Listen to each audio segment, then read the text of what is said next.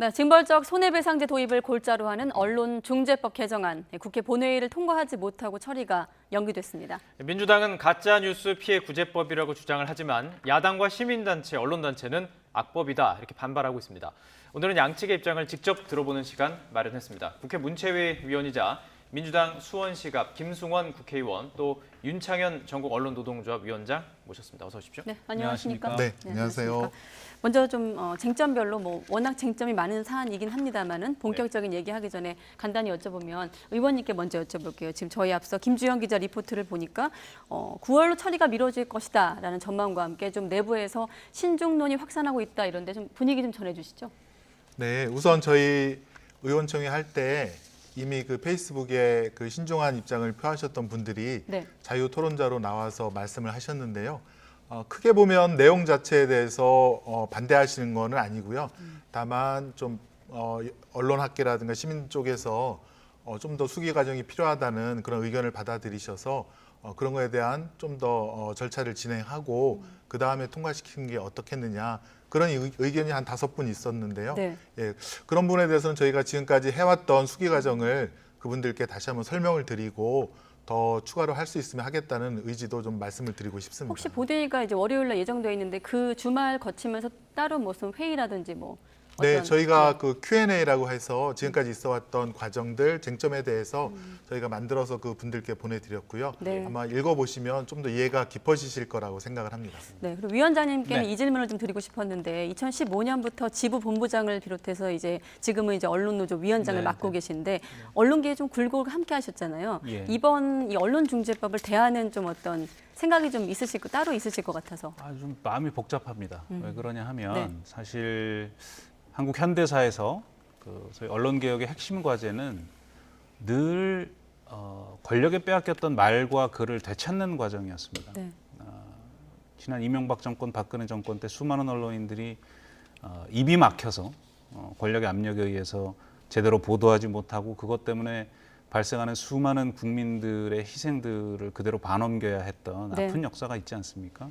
그 과정의 핵심은 권력으로부터 언론을 어떻게 독립시킬 것인가 하는 과제인데 그걸 기대했던 촛불 정부를 자임하는 이 민주당 정부에서 그 문제에 대한 논의는 뒷전으로 밀려 있고 정작 그 언론 자유를 확대해왔던 역사, 표현의 자유를 확대해왔던 민주당의 정책 기조와 반대되는 방향의 이런 논의들이 이 중심에 온 것이 이게 과연 뭘까 하는 그런 마음, 좀 복잡한 마음입니다. 네. 네, 예. 알겠습니다. 김 의원님께서도 하시고 싶은 말씀 있으실 텐데 이제 쟁점으로 들어가면서 조금씩 녹여갈 수 네네. 있을 것으로 보입니다. 네. 자, 첫 번째 이제 쟁점부터 좀 들어가 보도록 하겠습니다. 가장 관심 있는 게 징벌적 손해배상이라는 부분이에요. 이 법률안을 보면 언론 중재 및 피해 구제, 그러니까 이게 피해 구제법인 겁니다. 네. 그럼에도 불구하고 이 징벌적 손해배상을 일단 이렇게 꺼내들 수밖에 없었던 이유가 있을 것 같아요. 네, 지금 우리나라 언론은 대국민 신뢰가 세계에서 거의 꼴찌입니다. 믿는다고 하는 국민이 20% 정도밖에 안 되는데요. 네. 그럼 나머지 80%는 어떤 생각이신가 이렇게 여쭤봤더니 네. 25%가 가짜 뉴스가 너무 많다. 그러니까 허위 보도가 많다는 거고요. 또한 20%는 편파적인 보도가 많다.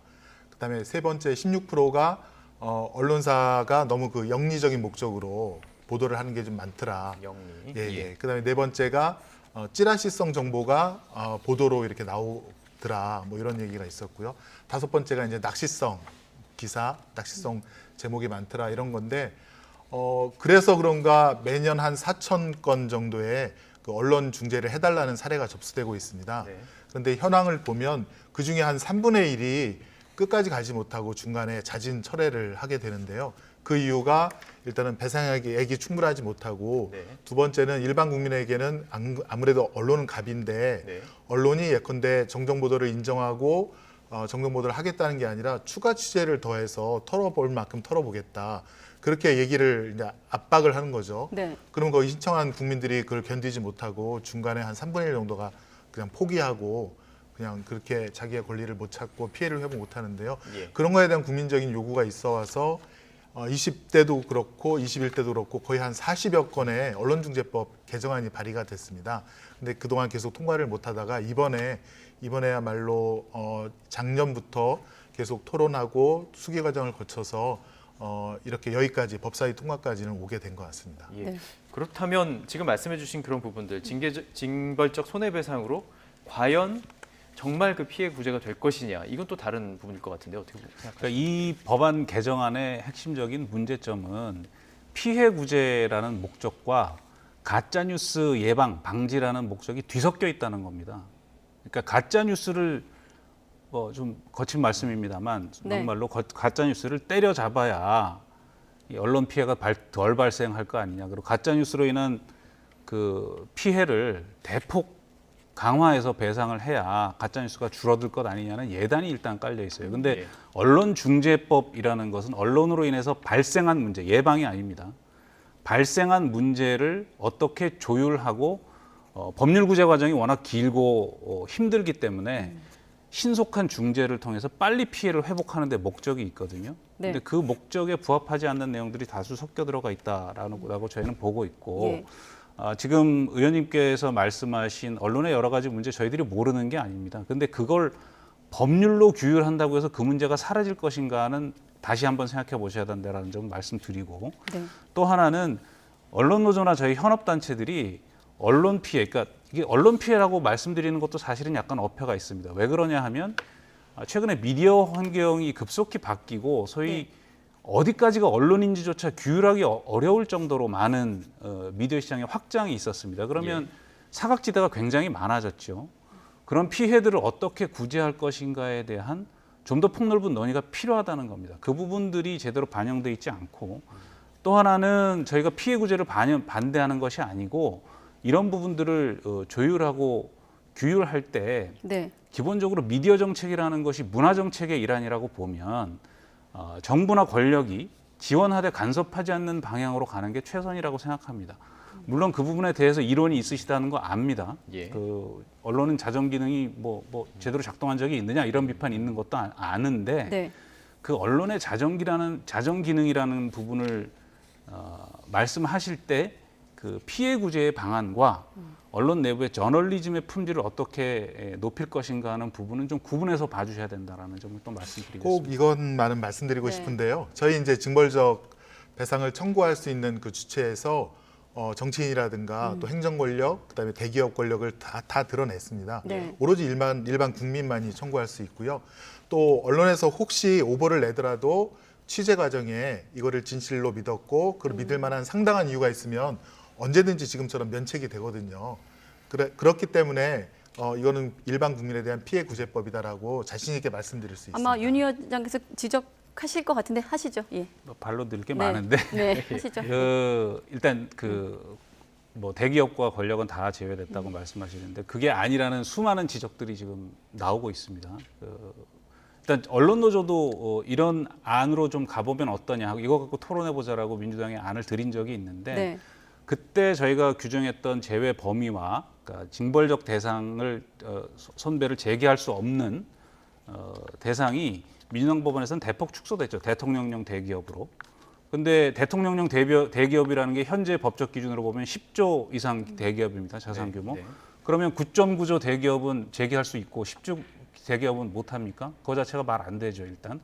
그리고 이 기업 집단 중에 온갖 산업재해 일으키고 노동 탄압하고 이 노동자들을 사람 취급 안 하는 온갖 악덕 기업주들이 너무 많습니다. 중소기업 안에도.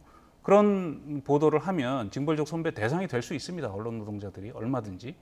그런 면에서 이 법안이 불충분하다고 저희가 말씀을 드리는 것이고요. 예. 그런 부분에 대한 전면적 재조정이 필요하다. 그리고 일반 국민이라고 말씀하셨는데 일반 국민과 일반적이지 않은 국민의 차이는 뭡니까 도대체? 이런 모호한 점들이 너무 많다는 겁니다. 지금. 모호성. 그러면 언론 잠시만 제가 네네. 질문 드리겠습니다. 언론 현장에서는 지금 민주당이 추진하고 있는 언론중재법 개정안 저희가 오늘 뭐 쟁점별로 준비를 했습니다만은 두 분의 생각을 들어보기 위해서 아예 지금 처음부터 논의를 다시 사실 사회적 기구 만들자고 하고 계시는 거잖아요. 네네. 네. 저희 원점에서 논의하자는 건가요? 언론 노조가 네. 갖고 있는 생각이 이러이러한 방향성을 갖고 기본적으로 언론 자유를 보호하면서도 피해자 구제를 할 수 있는 방안이 뭔가 한번 찾아보자라는 의견을 드린 네. 것이고 또 저희와 또 다른 생각을 하고 있는 시민사회 그리고 언론 학계 의견들이 굉장히 분분합니다. 지금까지 사실은 네.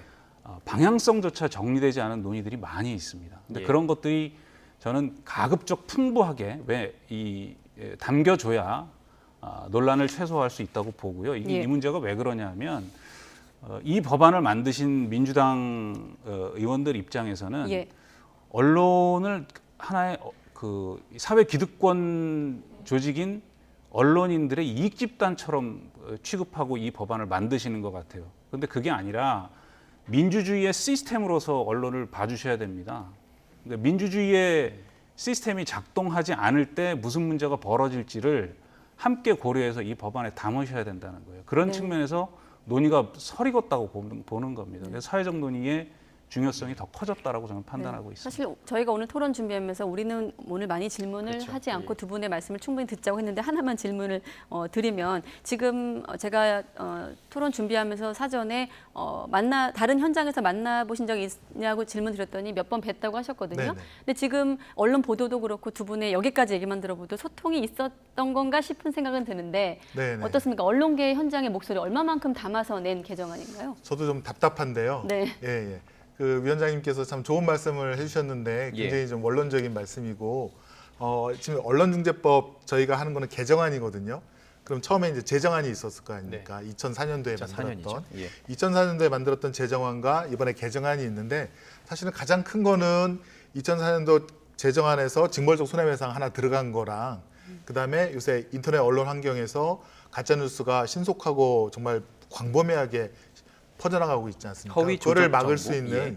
기사 열람, 허위 가짜 뉴스에 대한 기사 열람 차단 청구권, 네. 그 두 가지가 이제 핵심적인 그 두 가지 표시인데 네. 그것이 어떻게 문제가 되는지에 대한 말씀을 잘 안 해주시고 그냥 언론계 입장을 안 받아들였다, 힘들다 이렇게 말씀을 하셔서 안타깝고요. 사실은 계속 만나면서 그 세 가지 큰 분야에 대해서 저희가 사실은 그 의견을 수용해서 예. 법안을 갖다 수정한 부분도 있습니다. 네. 예. 어떤 부분들이죠? 세 구체적으로. 가지인데 예컨대 그 정치권이라든가 언론 그 권력자 드러내는 것도 네. 하도 이제 우려를 표명하셔서 그것도 이제 드러냈고요.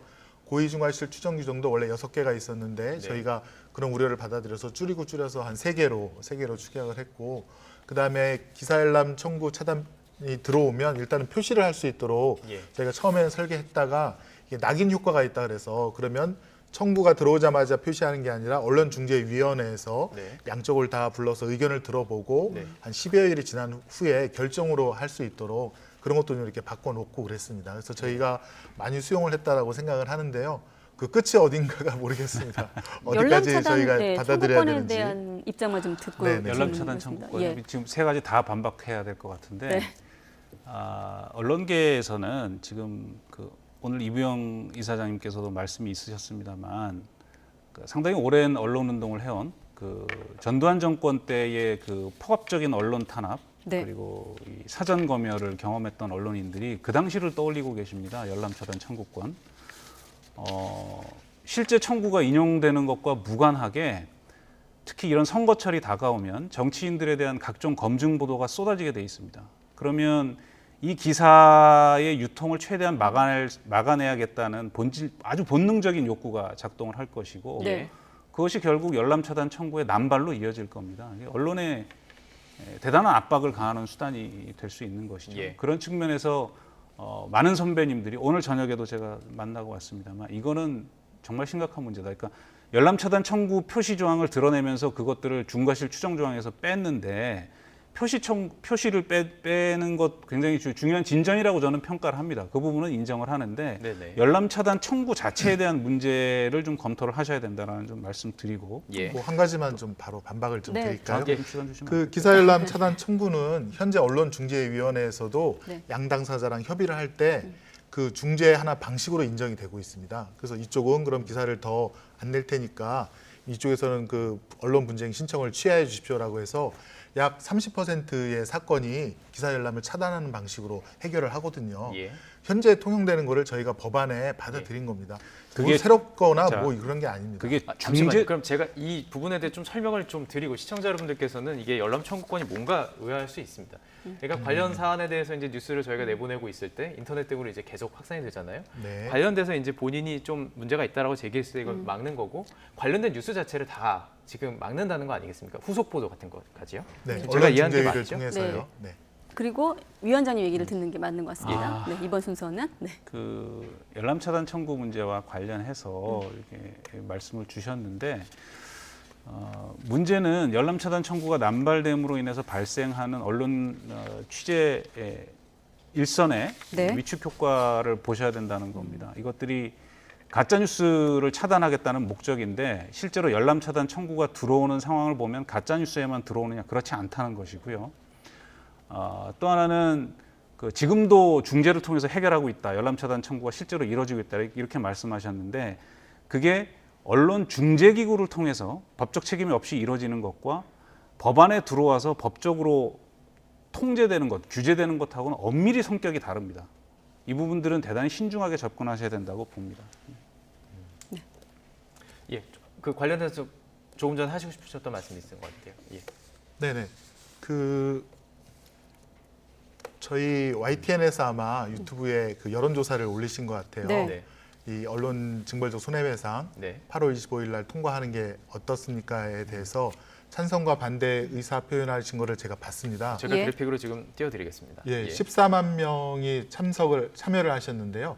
이거는 8월 초에 있었던 여론조사이고요. 네. 국민 1,000명에 대한 여론조사고 네. YTN이 유튜브에 자사 그 여론조사로 예. 8월 25일자 그 국회 본회의에서 저희가 저희가 오늘 그건 준비 준비를 못했습니다. 예, 언론중재법을 통과시키는 거에 대해서 찬성하십니까? 반대하십니까? 그 질문에 예. 14만 명이 참석을 하셨어요.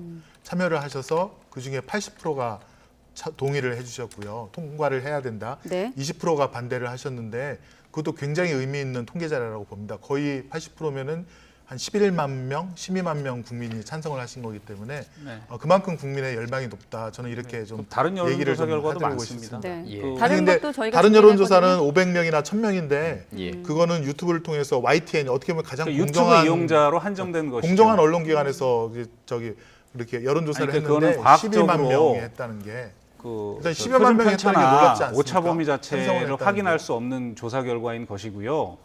그래서 아마 YTN에서 준비를 안 하셨다고 저는 봅니다. 그래서 그 가장 최근에 이제 나온 조사 결과들을 보면 민주당이 추진하고 있는 언론중재법 개정안에 대한 찬반을 묻는 대답에는 그 질문에 대한 대답은 반대가 훨씬 높습니다. 오늘 조사 MBN 조사인가요? 60%가 반대한다고 나온 조사도 있었습니다. 이게 뭘 의미하냐면 질문을 어떻게 던지냐에 따라서 여론조사 결과는 다 달라진다는 겁니다.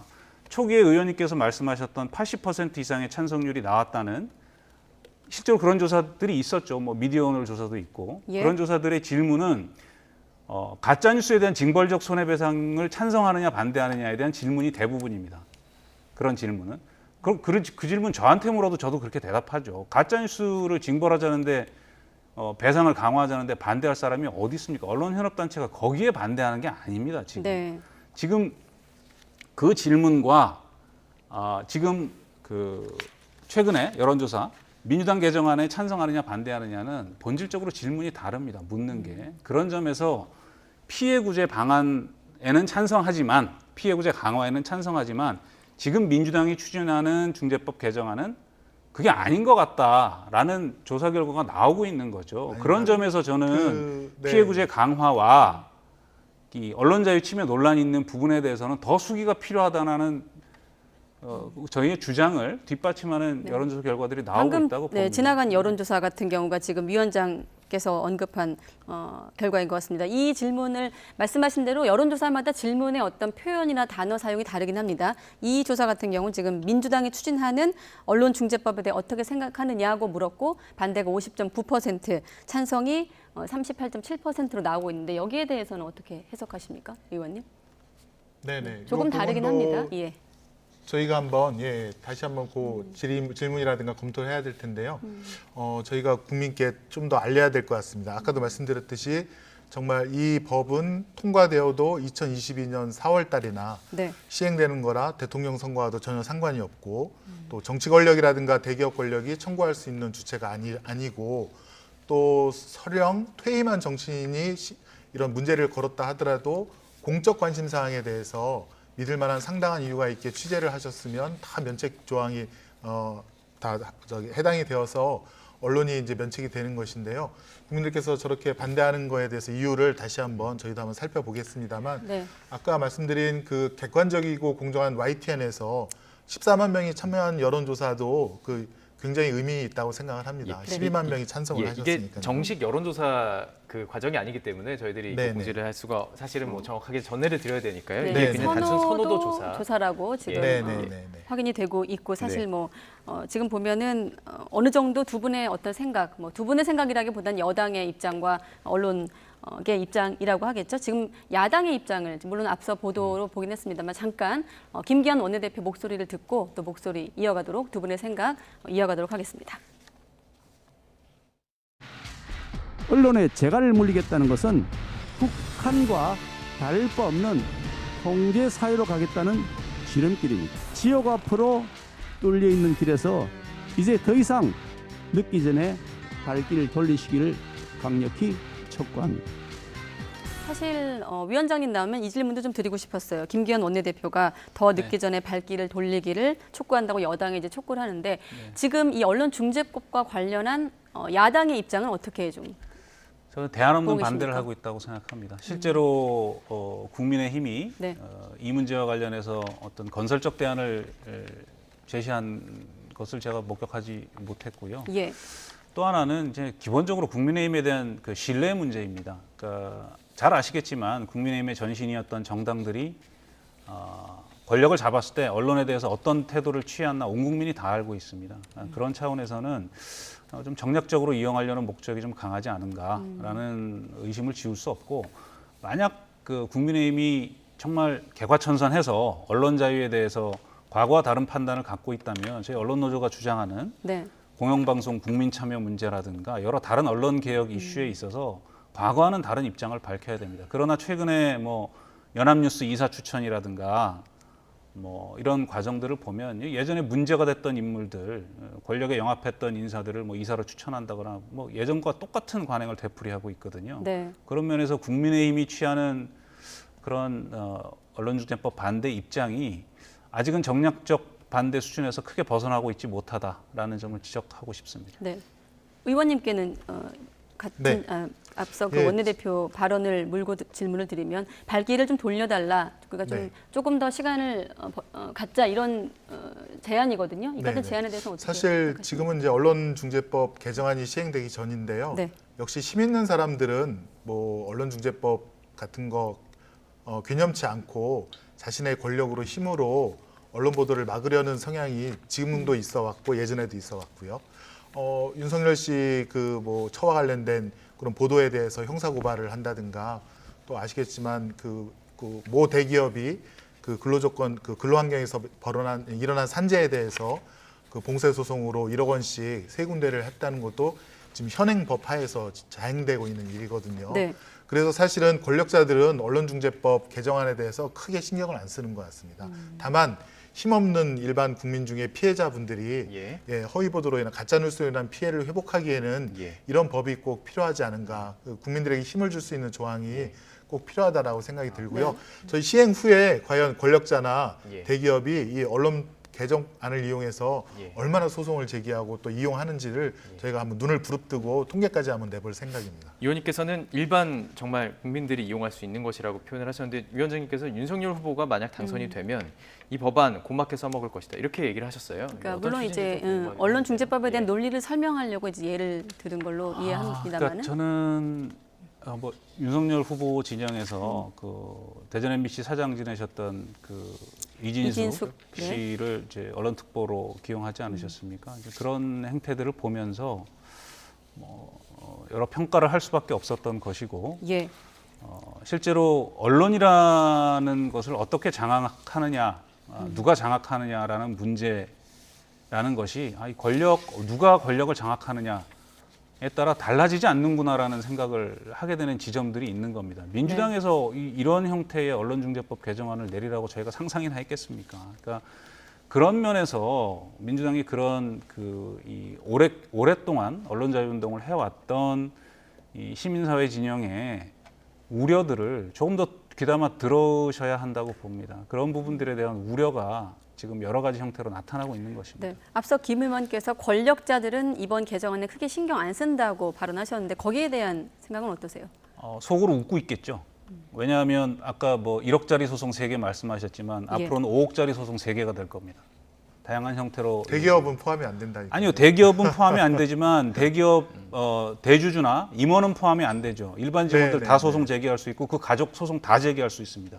권력자 가족들 소송 다 제기할 수 가족에 있습니다. 대한 보도가 이렇게 있을까요? 엄청나게 사회에 영향을 많죠. 끼치는? 아니, 엄청나게 아까 제가 많죠. 모 기업의 예. 그 현장에서 벌어지는 그 산재 사고 그 보도인데 그걸 왜 가족이 그 한진그룹 징벌적 사건 손해배상을 기억 안 청구합니까? 나십니까? 한진 그 조영호 회장 부인 사건 기억 안 나세요? 그 엄청난 갑질 사건들 그런 네네. 것들 나쁘게 마음 먹으면 전부 다 징벌적 손배 다 제기할 수 있는 겁니다. 예. 네네. 고의중과실 추정할 수 있다고 해놓으셨잖아요. 그런 영상까지 완벽하게 있는 건데 그거는 오히려 소송을 제기하면 예. 소송 비용을 받을 수 있습니다. 충분하게. 예. 예, 그건 이제 오히려, 법률가의 입장에서 좋아하셔도 결론을 될것 말씀하시는 같습니다. 것이고 예, 알겠습니다. 예. 제가 김 의원님하고 토론하다 보면 이제 가끔 굉장히 답답한 지점이 그 지점입니다. 면책 조항이 있으니까 괜찮을 거다.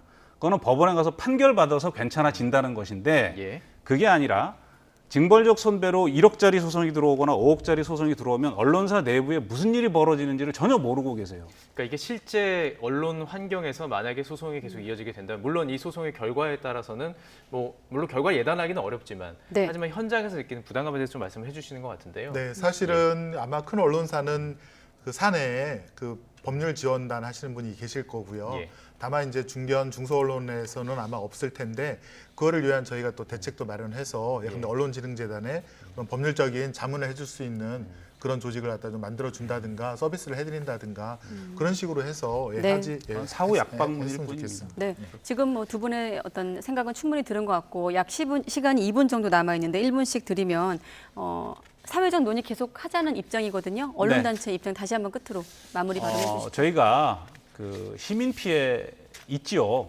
미디어 환경이 너무 많이 바뀌고 네. 정보량이 일단 대폭 증가했기 때문에 그 과정에서 잘못된 정보로 인해서 많은 피해를 시민들이 받을 수밖에 없는 환경이 조성된 거 맞습니다. 그거 부정하는 거 아니고 네. 그런 틈새들을 찾아내서 시민들이 보다 안전하게 미디어를 이용하고 즐길 수 있는 정보를 제대로 취할 수 있는 환경을 만들 책임이 언론인들에게 있습니다. 부정하지 않습니다. 대책 만드시자고요. 그래서 제대로 배상 책임도 강화하는 법을 만들어야 합니다. 그러나 지금처럼 언론중재법 개정안에 언론이 이런 표현을 쓰면 되고 이런 보도는 하면 되고 이건 안 되고 하는 식으로 내용에 개입을 하기 시작을 하면 이거는 검열의 효과를 동일하게 낼 수밖에 없습니다. 예. 그런 측면에서 이 법안은 예. 사회적 논의를 통해서 처음부터 다시 좀 논의를 해야겠다라는 것이 저희 알겠습니다. 입장입니다. 의원님께도 충분히 시간 네, 근데 드리겠습니다. 제가 시간을 얼마 안 드리면서 질문할 건 많은데 두 가지 좀 짧게 질문 드리면 지금 어떻습니까? 지금 시간이 만약에 벌어진다면 민주당 안에서도 언론계의 목소리를 좀 소통하겠다는 입장인데 어떤 좀 구체적인 생각이 있으신지 그리고 본회의 일정은 어떻게 되는 건지 두 가지 여쭤보고 마무리 짓도록 하겠습니다. 네, 제가 좀 빨리빨리 말씀드리겠습니다. 지금은 언론사가 고의과실로 위법한 보도를 한 경우에 손해배상을 지도록 돼 있는데요. 저희 개정안은 언론사가 고의 중과실로 손해를 입힌 경우에는 좀 더 배상하도록, 네. 배액 배상하도록 그게 이제 징벌적 손배거든요. 조금 신경 쓰면 피할 수 있다는 그런 예, 똑같은 의미네요. 구조입니다. 똑같은 예. 구조이고요. 언론계 목소리는 사실은 여기 위원장님하고도 몇 번 만났었고 사실은 그러면 법을 잘 아는 분을 좀 파견해서 네. 조항도 함께 검토하자 그 단계까지 사실 갔었습니다. 오늘 위원장님 말씀 듣고 조금 생각의 차이가 생기셨습니까? 그때도 그 네. 법률 잘 아시는 분을 파견할 수 있다 그래서 그럼 오셔서 같이 조문 하나하나 이렇게 따져보자고 말씀드렸고요. 예. 본회의는 30일 이제 오후 4시부터 시작을 할 텐데 아마 상임위원장 선출이라든가 다른 법안 통과를 시키고 나면 그 다음 날 밤 내지는 그 다음 날 하게 돼서 필리버스터에 의해서 거의 아마 통과가 필리버스터로 그냥 종료가 되지 않을까 이렇게 싶습니다. 그래서 9월 달로 넘어가지 않을까 제 개인적으로는 그렇게 예측을 하고 있습니다. 예, 알겠습니다. 오늘 여기까지 들어도 되겠네요. 앞으로 이 논의들이 계속 이어질 거라고 또 믿습니다. 오늘 김승원 민주당 의원 또 윤창현 전국언론노동조합 위원장과 함께 이야기 나눠봤습니다. 고맙습니다. 네, 고맙습니다. 네, 예. 고맙습니다.